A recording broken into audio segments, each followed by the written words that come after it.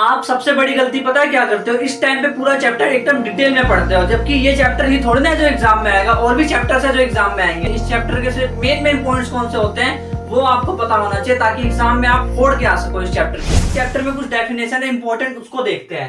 तो पहली डेफिनेशन है लाइन। लाइन क्या होता है? कलेक्शन ऑफ पॉइंट्स, मतलब कलेक्शन ऑफ पॉइंट यानी बहुत सारे पॉइंट्स होते हैं। Collection of points having only length, सिर्फ लेंथ होती है इसकी। मतलब कि ऐसे करके अगर मान लो सीधा जाता है, सिर्फ लेंथ होती है इसकी, इसकी ब्रेड्थ नहीं होती है, यानी कि सिर्फ इसकी लंबाई या चौड़ाई नहीं होती, उसको हम लाइंस बोलते हैं। Then line segment. Line segment क्या होता है? इसकी डेफिनेशन मैंने पिछले वाले लेक्चर में बताई थी। लाइन सेगमेंट की डेफिनेशन होती है, एक लाइन का एक पार्ट होता है। देखिए लाइन को बेसिकली ना हम ऐसे दर्शाते हैं, दोनों तरफ एरो करके, टू हेडेड एरो की तरह दर्शाते हैं। जबकि अगर हम लाइन सेगमेंट की बात करें, अगर मैं लाइन में से अगर मैं थोड़ा सा टुकड़ा निकाल लूं, लाइन का टुकड़ा निकाल लूं, थोड़ा सा लाइन का टुकड़ा, यानी कि लाइन का सेगमेंट, इसको हम कहते हैं लाइन सेगमेंट। तो ये लाइन का एक पार्ट है जिसमें टू एंड पॉइंट होते हैं, दो एंड पॉइंट है, ए और बी। इसमें कोई एंड पॉइंट नहीं होता है, लाइन में कोई भी एंड पॉइंट नहीं होता है, जबकि लाइन सेगमेंट में एंड पॉइंट होते हैं। कितने? दो एंड पॉइंट होते हैं। अब रे क्या होता है? रे, रे मतलब होता है किरण। अब ये किरण क्या होता है? किरण यानी part of line with one and point. Line का वो पार्ट होता है इसमें सिर्फ एक ही एंड पॉइंट होता है, यानी कि कुछ इस तरह से ऐसा लग रहा है, इसका एक ही पॉइंट है, ऐसा लग रहा है कोई रेज आ रही है, यानी किरणें आ रही है, सूरज की किरणें, तो इस एरो से दर्शाया जाता है। इसका सिर्फ एक ही एंड पॉइंट होता है, मान लीजिए ए। अब अगला पॉइंट है कोलिनियर पॉइंट्स। क्या होता है कोलिनियर पॉइंट्स? वो पॉइंट्स होते हैं, जैसे मान लीजिए एक लाइन है मेरे पास, और उसी लाइन पे मैंने तीन पॉइंट्स दर्शा दिए, तीन पॉइंट्स या फिर तीन से ज्यादा पॉइंट्स दर्शा दिए। अगर मैंने तीन या तीन से ज्यादा पॉइंट अगर सेम लाइन पे, सेम यानी को लाइन पे, यानी कि कोलिनियर पॉइंट्स होते हैं वो, यानी कि सेम लाइन पे है। नॉन कोलिनियर पॉइंट्स क्या होते हैं? अरे सिंपल सी बात है, कोलिनियर पॉइंट्स का उल्टा, यानी कि अगर कोई पॉइंट्स है जो कि सेम लाइन पे एग्जिस्ट नहीं करते। फॉर एग्जांपल मान लीजिए ये पॉइंट्स है, ये लाइन है, और ये पॉइंट्स है, अलग अलग पॉइंट्स है, अलग अलग, तो क्या ये सेम लाइन पे है? नहीं, तो ये सेम लाइन पे नहीं है, तो इसको नॉन कोलिनियर पॉइंट्स बोलेंगे। देन उसके बाद एंगल्स क्या होते हैं? एंगल्स कुछ नहीं, बेसिकली एक, जैसे मान लीजिए दो रे है, तो दो रे आपस में जाकर जब पीछे मीट करती है, इन द सेंस कि दो रे आपस में जाकर एक एंड पॉइंट, दोनों का एंड पॉइंट सेम है, इसका एंड पॉइंट भी ये है, इस वाले रे का भी एंड पॉइंट ये है, दोनों का सेम एंड पॉइंट है, तो उसको हम कहते हैं एंगल। एंगल की जो ये रे होती है उसको हम आर्म बोलते हैं, जबकि जहां पे वो पॉइंट पे मीट कर रही होती है, जिस पॉइंट पे मीट करती है उसको हम वर्टेक्स बोलते हैं। और यहाँ पे जो ये बन रहा होता है इस तरह का, इसको एंगल बोलते हैं, कि वो चीज कितनी खुली हुई है। अब देखते हैं एंगल्स का माइंड मैप। एंगल्स जो है बहुत तरीके के होते हैं, आपने पिछली क्लास में पढ़ रखे हैं, तो यहाँ पे भी कुछ एंगल्स देख लेते हैं। तो पहले तो बात करते हैं एंगल्स जो कि सिंगल होते हैं, यानी कि एक्यूट एंगल। एक्यूट एंगल क्या होता है? जो 0 से लेकर के 0 डिग्री से लेकर के 90 डिग्री के बीच में होता है, यानी छोटू सा एंगल, उसको हम कहते हैं एक्यूट एंगल। राइट एंगल क्या होता है? जो कि 90 डिग्री का होता है, जो करेक्ट 90 डिग्री का एंगल होगा ना, उसको हम बोलेंगे राइट एंगल। ऑब्ट्यूज एंगल क्या होता है? ऑब्ट्यूज एंगल वो होता है जो 90 डिग्री से लेकर के 180 के बीच में होता है, उसे ऑब्ट्यूज एंगल बोला जाता है। देखिए इसको बोलते हैं न्यून कोण।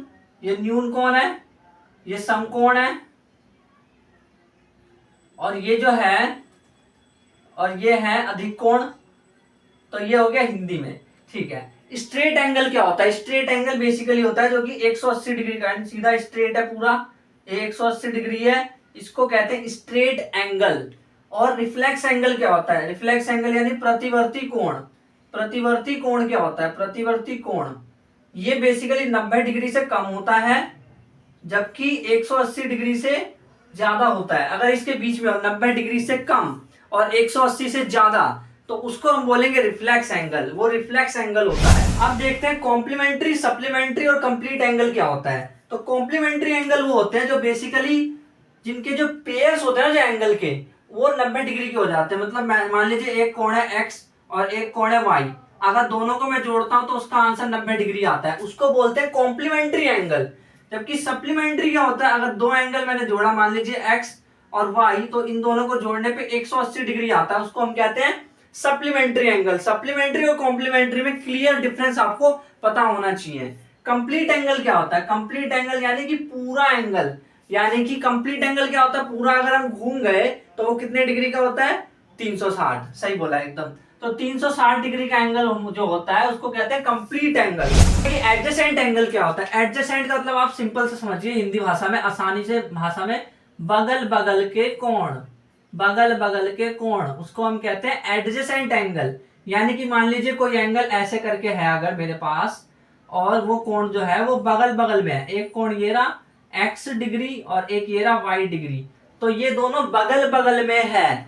अगर बगल बगल में है तो इसको हम बोलते हैं एडजेसेंट कोण, एडजेसेंट एंगल कहते हैं इसको। बेसिकली हिंदी में इसको बोलते हैं आसन्न कोण, लिख लीजिए आसन्न कोण बोलते हैं इसको। तो एडजेसेंट एंगल जो होते हैं उसमें अगर आप ध्यान से देखो तो एक आर्म होती है जो कॉमन होती है, दो आर्म ऐसी होती है जो कॉमन नहीं होती है, और जो उनके जो एंड पॉइंट होते हैं जहां पे वो मिल रहे हैं, दोनों कोण जहां पे मिल रहे हैं वो बेसिकली एक सेम पॉइंट होता है, जो कि यहाँ पे ये वाला पॉइंट है। अच्छा, लीनियर पेयर ऑफ एंगल क्या होता है? Linear pair of angle basically अगर मान लीजिए कोई एडजेसेंट एंगल ऐसा है, मान लीजिए एडजेसेंट एंगल कोई ऐसा है जो कि मिल करके 180 डिग्री बना रहा है, 180 डिग्री बना रहा है, तो उसको हम कहते हैं लीनियर पेयर ऑफ एंगल। यानी कि अगर दोनों एंगल मिल जाए तो एक सीधी लाइन हो रही है, उससे 180 डिग्री बन रही है, उसको लीनियर पेयर ऑफ एंगल्स बोला जाता है, क्योंकि ये एक पेयर बन रहा है, लीनियर यानी लाइन बन रही है, इसलिए लीनियर पेयर बन रहा है एंगल का, उसे कहते हैं linear pair of angle. Basically अगर ध्यान से देखें तो अगर एडजेसेंट एंगल दोनों को मिलाने पे 180 आ रहा है तो उसको हम लीनियर पेयर ऑफ एंगल बोल सकते हैं, या फिर हम इसको सप्लीमेंट्री की तरह भी ट्रीट कर सकते हैं।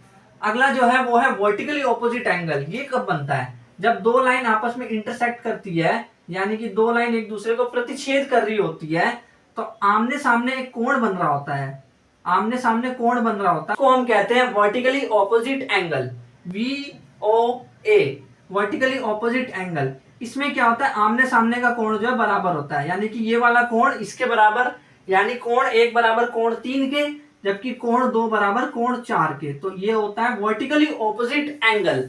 ये आपको याद रखना है। आगे मैं आपसे सवाल भी पूछने वाला। अब ऑल्टरनेट एंगल क्या होता है? बेसिकली ऑल्टरनेट एंगल जेड बनाना होता है, उससे बोलते हैं ऑल्टरनेट एंगल। अब वो जेड उल्टा भी हो सकता है, सीधा भी हो सकता है, उससे कोई फर्क नहीं पड़ता है, बट जेड बनना चाहिए, उसे बोलते हैं अल्टरनेट एंगल। अब ये कैसा होता है? अगर मान लीजिए ऑल्टरनेट एंगल, इंटीरियर और एक्सटीरियर दो तरह के होते हैं। इंटीरियर यानी कि अंदर अगर कोई एंगल बन रहा है तो बराबर होता है, बेसिकली उसको कहते हैं इंटीरियर एंगल। जबकि अगर बाहर कोई जेड बन रहा है, मान लीजिए जेड बना और बाहर के एंगल्स अगर बराबर हो रहे हैं, ये वाले एंगल्स और ये वाले एंगल्स बराबर हो रहे हैं, तो इसको हम बोलेंगे एक्सटीरियर, अल्टरनेट एक्सटीरियर एंगल। तो इन दोनों में हमें फर्क पता होना चाहिए बेसिकली। अब ये करस्पॉन्डिंग एंगल क्या होता है, इसको समझने के लिए चलते हैं हम आगे। अब मैं आपसे एक क्वेश्चन पूछना चाहता हूं जिसका आंसर आपको कमेंट बॉक्स में करना है। कहां पे आंसर करना है इसका? कमेंट में इसका आंसर करना है, जरूर करना है इसका आंसर ये करना है आपको कि आपको बताना है, ये जो डायग्राम दे रखा है ये वाला, इसके अंदर वर्टिकली ऑपोजिट एंगल्स कौन कौन से हैं, corresponding angles, alternate angle interior वाला, और अल्टरनेट एक्सटीरियर एंगल कौन सा है, और को इंटीरियर अलाइड या कॉन्जिक्यूटिव एंगल कौन सा है, ये आपको कमेंट करना है। फटाफट जाके कमेंट करो, देन उसके बाद मैं इसका आंसर बताता हूँ। वर्टिकली ऑपोजिट एंगल, तो ऐसे एंगल जो कि आमने सामने हो उसको वर्टिकली ऑपोजिट एंगल कहते हैं। तो ध्यान से देखिए, अगर दो लाइन आपस में कट कर रही है तो ये जो एंगल है ये आमने सामने है, तो कोण एक जो है कोण 3 के बराबर है, कोण एक जो है वो कोण 3 के बराबर है। एक पेयर ये हो गया वर्टिकली ऑपोजिट एंगल का। कोण 2 भी तो कोण 4 के सामने है, तो ये भी तो हो गया वर्टिकली ऑपोजिट एंगल। तो कोण 4 बराबर कोण 2, ये पेयर हो गए। अब इसमें देखते हैं वर्टिकली ऑपोजिट एंगल कौन सा है। तो कोण 5 जो है कोण 7 के बराबर है, 5 वाला एंगल जो है वो 7 वाले के बराबर है, जबकि 6 वाला जो है वो 8 के बराबर है। ये है वर्टिकली ऑपोजिट एंगल। तो आपको समझ आ गया होगा, सबसे इजी वाला एंगल है ना यही है, और इसी पे सबसे ज्यादा सवाल भी आते हैं। वर्टिकली ऑपोजिट एंगल, सामने सामने जो एंगल्स होते हैं वो बराबर होते हैं, उसको हम कहते हैं वर्टिकली ऑपोजिट एंगल्स। अब करस्पॉन्डिंग एंगल क्या होता है, इसको हिंदी में कहा जाता है संगत कोण। ध्यान से सुनना, हिंदी क्यों बता रहा हूं तभी समझ आएगा। संगत का मतलब क्या होता है कि जो बंदा जैसा है वो वहीं पे वैसा है। यानी कि अगर कोई मान लीजिए किसी के साथ रहता है तो वो अगर मान लीजिए कुछ वैसा काम करता है, मान लीजिए वो पढ़ाई ज्यादा करता है, तो दूसरा वाला बंदा भी उसके संगत में पढ़ाई ज्यादा करेगा। यानी कि जो जहां बैठेगा दूसरा वाला भी वही बैठा होगा, तो उसको कहते हैं संगत कोण। यानी संगति एक जैसी होनी चाहिए, तो उसको संगत कोण कहा जाता है। तो अगर जो कोण 1 है, मान लीजिए ये 2 सीट है, एक सीट ये रही और एक सीट ये रही, तो कोण एक जहां बैठा है बाहर की तरफ, ये बाहर की तरफ बैठा है राइट साइड, बाहर की तरफ बैठा है राइट साइड, ये जो लाइन जा रही है ना इसके राइट साइड बाहर की तरफ बैठा है। वैसे ही अगर हम यहाँ पे देखें तो लाइन के राइट साइड में इस तरफ कौन बैठा हुआ है, लाइन के इस तरफ ये बैठा 1, वैसे लाइन के इस तरफ कौन बैठा है 5। तो कोण एक जो है वो कोण 5 के बराबर होगा संगत कोण से, यानी करस्पॉन्डिंग एंगल से। जबकि जहां पे कोण 2 बैठा हुआ है, एंगल 2 बैठा है, वहीं पे एंगल 6 भी बैठा हुआ है, तो एंगल 2 जो है वो एंगल 6 के बराबर है। ऐसे ही और भी देखते हैं कितनी संगति है। जो एंगल 4 है, जहां एंगल 4 बैठा है वहीं पे एंगल 8 भी बैठा है, यानी कि ये लाइन के उस तरफ बैठा है, वैसे ही लाइन के उस तरफ कौन बैठा है 8। तो एंगल 4 जो है एंगल 8 के बराबर है। ऐसे ही कोण 3 जहां बैठा है, मतलब कोण 3 कहां बैठा है, इस तरफ बैठा है, तो इस तरफ कौन बैठा है इसमें 7। तो जहां अगर सेम जगह पे बैठे हो तो उसको हम बोलते हैं करस्पॉन्डिंग एंगल। तो करस्पॉन्डिंग एंगल समझ आ गया। अब बात करते हैं ऑल्टरनेट इंटीरियर एंगल की। मैंने सीधी सी बात बोली थी कि जेड बनना चाहिए भाई। अब वो जेड सीधा भी हो सकता है, उल्टा भी हो सकता है, और अगर वो जेड बन रहा है और अंदर की तरफ कोई कोण है तो वो कोण बराबर होंगे, उसे बोलते हैं अल्टरनेट इंटीरियर एंगल। इसको बोलते हैं, हिंदी में बोलते हैं एकांतर अंतः कोण। एकांतर अंतः कोण, आप इसको लिख लीजिए, एकांतर अंतः कोण हिंदी में इसको कहा जाता है। तो अगर हम ध्यान से देखें तो ध्यान से देखिए, यहाँ पे जो है ऐसे करके, ऐसे अगर हम ऐसे आए तो जेड बन रहा है, एक जेड बन रहा है। अगर ये जेड बन रहा है तो अंदर की तरफ जेड के अंदर कौन सा कोण है, एक तो ये है और एक ये वाला है, ये वाला है और ये वाला है। तो कौन सा, ये कोण 3 है और कोण 5 है। तो कोण 3 जो है एंगल 3 इक्वल टू एंगल 5 होगा। क्यों? अल्टरनेट इंटीरियर एंगल से। जबकि अगर हम अब देखते हैं उल्टा जेड, अगर हम उल्टे जेड की बात करें तो उल्टा जेड ध्यान से देखिए ऐसे बन रहा है, ये बन रहा है उल्टा जेड, ये उल्टा जेड बन रहा है। तो उल्टे जेड में अंदर की तरफ कौन सा कोण है, एक ये है जिसका 8 नाम है और एक ये है जिसका नाम है 2। तो ये भी इंटीरियर ही है, क्यों भाई, अंदर ही तो है। जेड उल्टा सीधा से फर्क नहीं पड़ता है, बस अंदर है ना, उसको बोलते हैं। तो कोण 2 जो है वो बराबर है कोण 8 के। तो इस तरह से हमें ये बात समझ आई। ये हो गए अल्टरनेट इंटीरियर एंगल के एग्जांपल। अब बात करते हैं अल्टरनेट एक्सटीरियर एंगल की। मतलब जेड तो बने बट जेड बन के वो कोण बाहर होना चाहिए, यानी कि जेड बना तो ये तो भाई अंदर वाला कोण है, ये वाला, जबकि बाहर वाला कोण कौन सा है, ये कोण 4, और इसका बाहर वाला कौन सा है, कोण 6। तो कोण 4 जो है angle 4 is equal to angle 6 होगा। क्यों? अल्टरनेट एक्सटीरियर एंगल से, यानी जेड के बाहर बन रहा है ना एंगल, इसीलिए। ऐसे ही अगर ये उल्टे वाले जेड की बात करें, उल्टे वाले जेड की अगर हम बात करें तो उल्टे वाले जेड में इंटीरियर वाला ये एंगल था और ये था।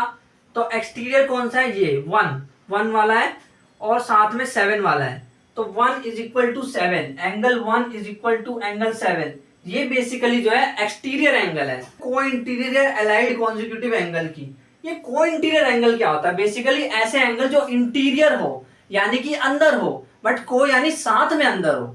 साथ में अंदर कैसे होने का मतलब ये है कि मान लीजिए ये लाइन है, मानना क्या, लाइन तो है ही, ये लाइन है, तो ये लाइन जो है इसके इस तरफ अंदर की तरफ, इसके इस तरफ अंदर की तरफ कौन सा कोण है, एक तो 3 है और एक 8 है। तो कोण 3 और कोण 8 जो है उसको अगर हम जोड़ते हैं तो हमारा जो आंसर आता है वो आता है 180 डिग्री। ये बात आपको याद रखनी है, उसको कहते हैं को इंटीरियर एंगल। ऐसे बिल्कुल सेम इस तरफ अगर हम आए ऐसे करके इस लाइन के राइट साइड आए लेकिन अंदर की तरफ आए तो कोण 2 और कोण 5 दोनों को अगर हम प्लस करें एंगल 2 एंड एंगल 5 तब भी हमारा आंसर 180 डिग्री आएगा। तो 2024 में जो सवाल आया वो है इन द गिवन फिगर में दे रखा है कि जो mn है, mn और जो xy है, xy वो इंटरसेक्ट कर रहे हैं आपस में, कहां, O पे। mn और xy इंटरसेक्ट कर रहे हैं O पे। अगर POY यानी ये वाला 80 डिग्री का है और A और B का रेशियो 2:3 है तो C पता करो। अरे एनसीईआरटी का सवाल है, ये नहीं देख पा रहे आप, इतना आसान सवाल है, सिंपल सा।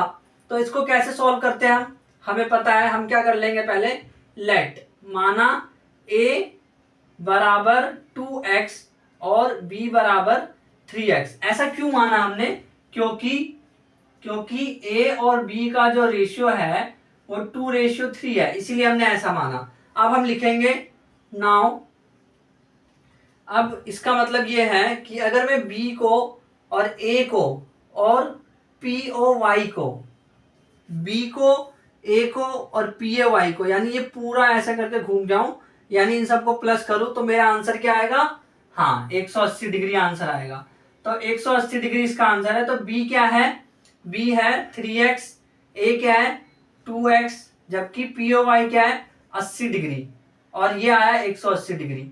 अब इसके बाद हम ये करेंगे, ये हो जाएगा 3x और 2x 5x, 80 उधर चला जाएगा तो वो 180 माइनस 80 हो जाएगा, तो 180 में से 80 गए तो 100 हो जाएगा, तो 5x बराबर 100 डिग्री आ जाएगा यहाँ से। फिर उसके बाद हम यहाँ से देखेंगे x बराबर 100 divided by 5 is equal to x कितना आया 20, क्योंकि 5 दूनी 10 और 0 बच गया तो 20, तो x बराबर कितना आया 20। तो x जब 20 आया है यहाँ पे, तो अब इसके बाद हमें क्या करना है? हमें ये देखना है कि जो c है, ध्यान से देखना, अब ध्यान से देखना, जो c है और जो a प्लस 80 डिग्री है, यानी ये वाला जो एंगल है ये इस पूरे के बराबर है, क्योंकि ये आमने सामने है इसीलिए। ये वाला एंगल जो है इसके बराबर है क्योंकि आमने सामने इसीलिए। तो हम लिखेंगे angle A plus angle P O Y बराबर है किसके? एंगल सी के, एंगल सी के। क्यों भाई? लिखेंगे वर्टिकली ऑपोजिट एंगल है ना, शीर्षाभिमुख कोण है, वर्टिकली ऑपोजिट एंगल है, इसीलिए वर्टिकली ऑपोजिट एंगल है, ये सिंपल दिख रहा है साफ साफ। तो ए कितना है? ए कितना निकाला हमने? ए जो है वो बेसिकली 2x है, जबकि पी ओ वाई जो है वो 80 डिग्री है, और जो ये है कोण सी के बराबर है। तो 2x कितना हो गया? 2 इंटू एक्स की वैल्यू 20 है, और 80 डिग्री प्लस करेंगे इसमें हम, बराबर c आ जाएगा। तो 2 को 20 से गुना करेंगे तो ये 40 आ जाएगा, और ये 80 आ जाएगा, बराबर c आ जाएगा। तो कोण c कितना आ गया? 80 और 40 120 डिग्री आ गया। अगर आप इतना करके आ जाते तो आपको 5 मार्क्स मिल जाते, इतना आसान सवाल था ये। दूसरा सवाल जो कि 5 मार्क्स का, अगेन ए बी और सी डी जो है, ए बी और सी डी ये इंटरसेक्ट कर रहा है पॉइंट ओ पे। यहाँ पे पॉइंट ओ है, मैंने लिखा नहीं क्योंकि लिखने की जगह नहीं है इसीलिए। तो पॉइंट ओ है यहाँ पे। अगर ए ओ ई ये जो है 80 डिग्री का है, तो हमें पी क्यू आर पता करना है, वो 5 मार्क्स का क्वेश्चन है। ठीक है, तो कैसे पता करें? तो सिंपल सी बात, आप यहाँ पे ध्यान से देखिए।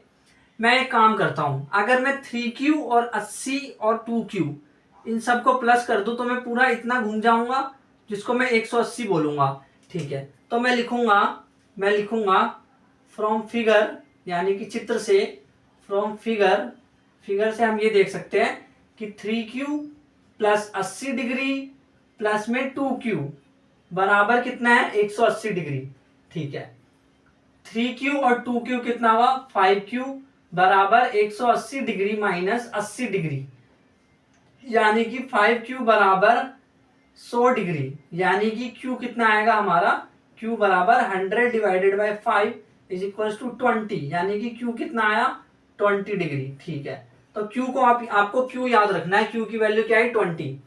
अब उसके बाद हम क्या करेंगे? आप ध्यान से देखिए, अगर मैं इसको, इन दोनों को प्लस करके ये सामने वाला देखूं, यानी कि ये दोनों जब मैं जोड़ूं तो ये इस पूरे के बराबर होगा। यानी कि अब मैं लिखूंगा नाउ 4R बराबर 80 डिग्री प्लस 2Q। क्यों ऐसा क्यों है? याद है, वर्टिकली ऑपोजिट एंगल से ऐसा है क्योंकि ये आमने सामने है ना, इसीलिए वर्टिकली ऑपोजिट एंगल, इसकी वजह से ये बराबर है। तो 4R, अब देखिए 4R को मैं 4R रहने दूंगा, 80 डिग्री रहेगा, जबकि 2Q क्या हो जाएगा? 2 इंटू Q कितना है? 20, यहां पे प्लस आएगा। 80 डिग्री प्लस 2 इंटू Q कितना है? 20 डिग्री। तो 4R कितना हुआ? 4R बराबर 80 प्लस में दो को 20 से गुना करेंगे तो 40।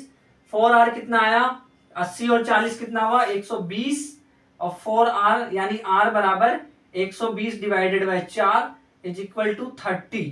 तो R कितना आया आपका? 30। तो यहाँ पे हमें दो चीज मिल चुकी है, हमें Q मिल चुका है और R मिल चुका है। अब P निकालना है बस। तो P कैसे निकाले? अब ध्यान से देखें यहाँ पे। नाउ अब क्या होगा? अब यहाँ पे अगर मैं ये देखूं, ये वाला जो एंगल है, ये वाला एंगल ये इसके बराबर है, क्योंकि ये आमने सामने है इसीलिए। तो हम लिखेंगे P बराबर 3Q।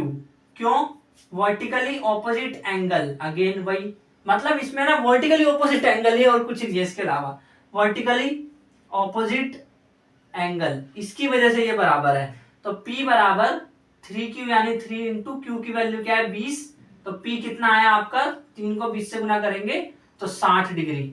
तो यहां से हमें P, Q और R की वैल्यू मिल चुकी है। अगर इतना आप करके आ जाते एग्जाम में तो आपको 5 मार्क्स मिल जाते। देखते हैं 2023 का क्वेश्चन। पहला सवाल है, इसमें बोला है कि AOC, जो AOC है यानी ये वाला, ये 70 डिग्री। तो आपसे पूछा है कि ये जो है यानी कि BOD यानी ये वाला, ये कितने डिग्री का होगा। इसका आंसर कमेंट बॉक्स में आपको करना है। ये जो सवाल है इसका आंसर कमेंट बॉक्स में करना है। बहुत ही हलवा सवाल है, इसीलिए कमेंट बॉक्स में करना है और आपकी प्रैक्टिस हो जाएगी। कमेंट में करोगे तो आपको ना ये टॉपिक पूरी अच्छी तरह से रिवाइज हो जाएगा अगर आप कमेंट करोगे तो आपको बताना है कि ये कितने डिग्री का है। पहली बात तो ये बताना है। दूसरा ये बताना है कि भाई क्यों ऐसा क्यों है कि ये 70 डिग्री या फिर 80 डिग्री या फिर 90 डिग्री, जितने भी डिग्री का है तो क्यों है, कमेंट बॉक्स में आपको बताना है। ठीक है। देन उसके बाद क्वेश्चन नंबर 2 है, अभी तो देखा है था सवाल हमने, देखिए ये सवाल बिल्कुल वैसा ही है। इसीलिए मैं कहता हूं कि पिछले सालों के सवाल लगाने बहुत इंपॉर्टेंट है। 2023 में ऐसा सवाल आ रखा है, 2024 में भी ऐसा सवाल आ रखा है लगभग, बस थोड़ा सा डेटा चेंज कर दिया है, PQR की जगह ABC डाल दिया और कह रहे हैं कि सवाल सॉल्व करो। है 5 मार्क्स का ये भी, बट सॉल्व करने के लिए बोला है। तो देखिए, तो सॉल्व करते हैं, सिंपल सी बात है। अगर मैं ये देखूं फ्रॉम फिगर, बिल्कुल वैसे ही सॉल्व करूंगा मैं, इसमें मैं कोई इंटेलिजेंस नहीं लगाऊंगा अलग सी। आप ना एक काम कर सकते हैं, वीडियो को पॉज करके खुद सॉल्व करके देख सकते हैं, क्योंकि पिछले वाले सवाल जैसा ही है इसीलिए। तो अब मैं इसका सॉल्यूशन कराता हूं। फ्रॉम फिगर हम ये देख सकते हैं कि 3B plus 80 degree plus B, यानी ये पूरा ये 180 डिग्री है, 180 डिग्री है। तो ये हो गया 3B और B कितना हो गया 4B बराबर 80 उधर जाएगा तो ये 100 हो गया 100, और B कितना आ जाएगा 100 को 4 से डिवाइड कर देंगे यानी ये 25 डिग्री आ जाएगा। तो B आ गया 25 डिग्री। ये जो 2C है, जो ये है, ये सामने वाले यानी इन दोनों प्लस के बराबर है, यानी 2C बराबर है 80 डिग्री प्लस में B के, यानी कि 2C बराबर आ जाएगा 80 डिग्री प्लस में B कितना है 25। 2C बराबर कितना आ गया, 2C बराबर आ गया 80 और 25 कितना होता है 105 डिग्री, 105, यानी कि 2C बराबर कितना आ गया 105 का आधा, यानी कि ये आ गया 105 का आधा कितना होता है, ये होता है 52.5 डिग्री आ गया इसका आंसर। ठीक है, तो C की वैल्यू आ गई 52.5, 52.5 जो है C की वैल्यू है। उसके बाद हमसे पूछा है कि A निकालना है। तो A कैसे निकालेंगे, ध्यान से देखिए। जो A है यानी ये पूरा एंगल जो है ये पूरे सामने वाले के बराबर होगा, यानी A जो है 3B के बराबर होगा वर्टिकली ऑपोजिट एंगल से। यहाँ पे भी आपको वर्टिकली ऑपोजिट एंगल लिखना है तभी जाके काम बनेगा। और फिर उसके बाद जो A है वो बराबर है 3B के। क्यों भाई, वर्टिकली ऑपोजिट एंगल इसीलिए बराबर है। यहाँ पे आपको लिखना है फुल फॉर्म में, A बराबर 3B है, 3 इंटू B कितना है, B 25 डिग्री है। तो A बराबर कितना आ गया, 25 को 3 से गुना करेंगे 25 से 75 डिग्री आ गया इसका आंसर। तो ABC हमारे पास तीनों आ चुका है। तो ABC का आंसर ये है। बिल्कुल वैसा सवाल है, इसीलिए मैं कहता हूं कि आपको प्रीवियस ईयर के क्वेश्चंस भी सॉल्व करने हैं तभी जाकर के काम बनेगा। तो ये चैप्टर जो है इसमें 2 सालों के सवाल जो आ रखे हैं पीछे वो खत्म हो चुके हैं।